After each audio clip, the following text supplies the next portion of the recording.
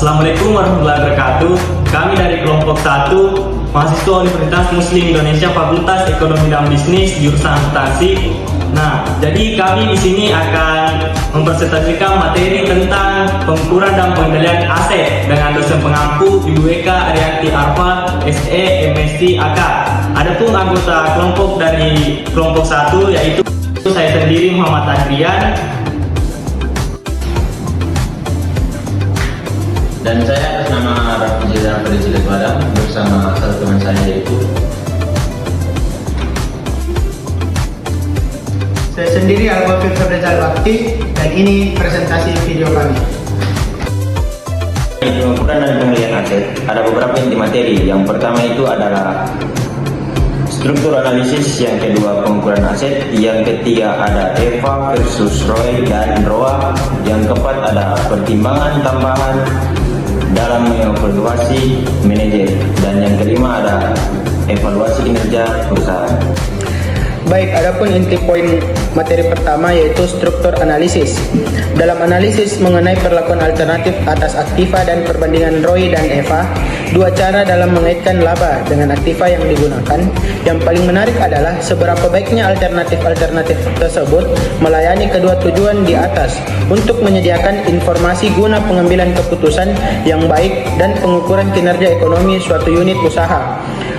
Tujuan pengukuran penggunaan aset merupakan analogi dari tujuan pusat laba, yaitu pertama, untuk memberikan informasi yang berguna dalam membuat keputusan yang bagus mengenai aset yang digunakan dan untuk memacu para manajer. Poin kedua, untuk mengukur kinerja unit usaha sebagai suatu entitas ekonomi. Adapun inti materi kedua yaitu pengukuran aset. Yang pertama adalah kas.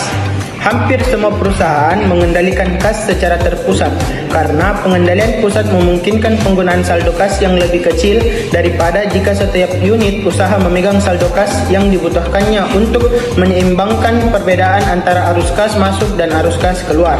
Ada yang kedua, manajer unit usaha dapat mempengaruhi tingkat piutang secara tidak langsung melalui kemampuan mereka untuk menghasilkan penjualan dan secara langsung melalui penetapan persyaratan kredit dan persetujuan atas kredit individual dan batas kredit, serta melalui wewenang mereka dalam menagih kredit yang telah jatuh tempo. Poin ketiga, persediaan. Persediaan biasanya diperlakukan sama seperti piutang, yaitu dicatat pada jumlah akhir meskipun rata-rata antara periode lebih baik secara konsep.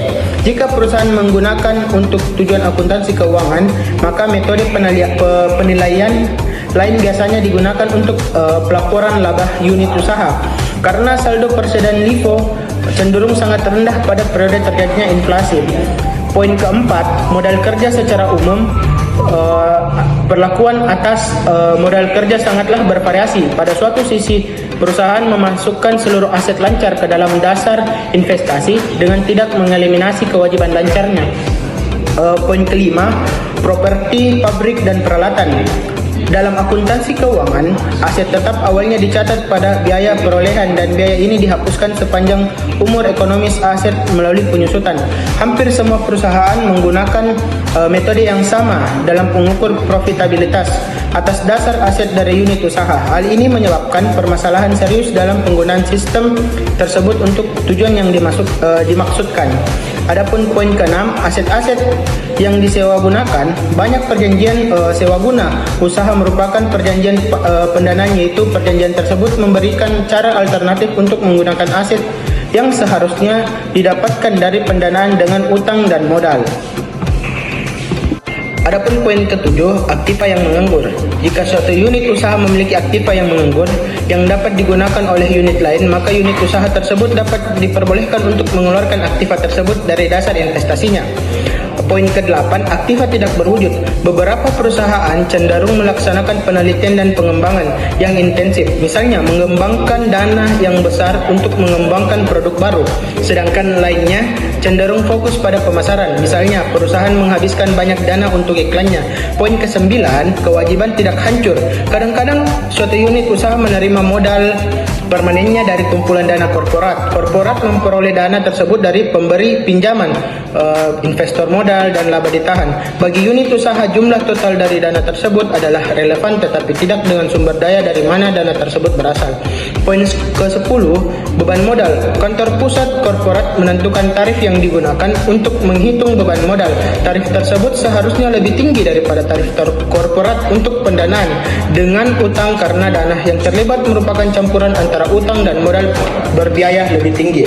Adapun poin ke-11, survei-survei praktik. Kebanyakan perusahaan memasukkan unsur aset tetap ke dalam dasar investasi pada nilai buku bersih. Perusahaan-perusahaan tersebut melakukannya karena ini merupakan jumlah dengan mana aset tersebut dicatat dalam laporan keuangan, dan oleh karenanya sesuai dengan laporan keuangan tersebut mencerminkan jumlah modal yang digunakan dalam divisi tersebut. Oke, mengenai inti materi ketiga yaitu Eva versus Roy dan ROA. Pendekatan Eva memiliki 4 keunggulan dibanding Roy. Yang pertama yaitu dengan Eva seluruh unit usaha memiliki sasaran laba yang sama untuk perbandingan investasi. Di lain pihak, pendekatan Roy memberikan insentif yang berbeda untuk investasi di antara unit-unit usaha. Yang kedua yaitu keputusan-keputusan yang meningkatkan Roy. Suatu pusat investasi dapat menurunkan laba keseluruhan. Yang ketiga, tingkat suku bunga yang berbeda dapat digunakan untuk jenis aset yang berbeda pula.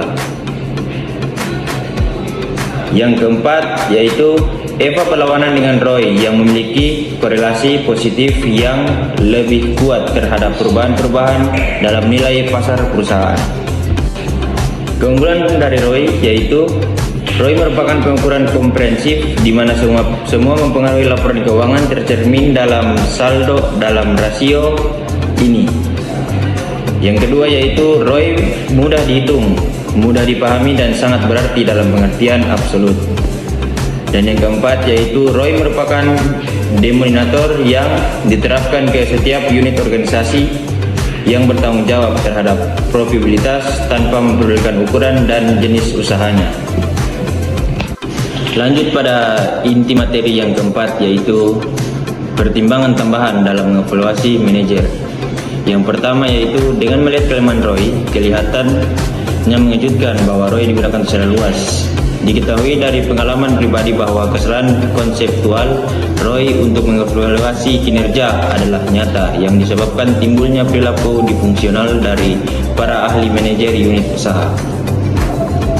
Yang kedua, penggunaan Eva sebagai perangkat pengukuran kinerja yang sangat disarankan, tetapi Eva tidak diselesaikan seluruh masalah yang berkaitan dengan perhitungan aktiva tetap seperti yang tadi dibicarakan sebelumnya, kecuali metode penyusutan anuitas dipergunakan. Dalam hal ini jarang dilakukan dalam praktik bisnis sehari-hari.